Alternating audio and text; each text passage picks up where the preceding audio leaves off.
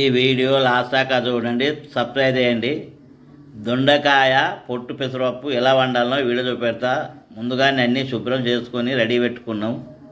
Stove అంటు పెట్టినాం. Stove పైన మట్టి కంతులు పెట్టుకున్నాం. అందులో 2 చెంచాల నూనె, 1 చెంచా పోపిత్తులు, 1 చెంచా జీలకర్ర, ఉల్లిగడ్డలు, కల్జామాకు, పచ్చిమిర్చి దూరగా గోలివ్వాలి.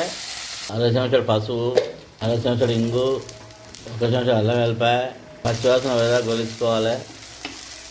చిన్నగా కోసుకున్న దొండకాయ వేసుకోవాలి. కడుక్కొని పక్క పెట్టుకున్న పొట్టు పెసరపప్పు ఇందులో వేసుకోవాలి.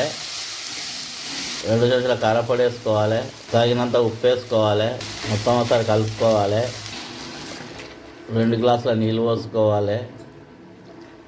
చిన్న మంట మీద 20 నిమిషాలు ఉడికించుకోవాలి మూత పెట్టి. కూర రెడీ అయింది. 1/2 చెంచా మసాలా వేసుకోవాలి. ఇలా కలుపుకోవాలి. స్టవ్ ఆఫ్ చేయాలి, దించుకోవాలి. దొండకాయ పెసరపప్పు పొట్టుతో అండిన కూర రెడీ అయింది. గుమగుమలాడుతుంది. వేడివేడి అన్నంతో కానీ చపాతీతో కానీ తింటే చాలా రుచిగా ఉంటుంది. ఇది మళ్ళీ కావాలనిపిస్తుంది.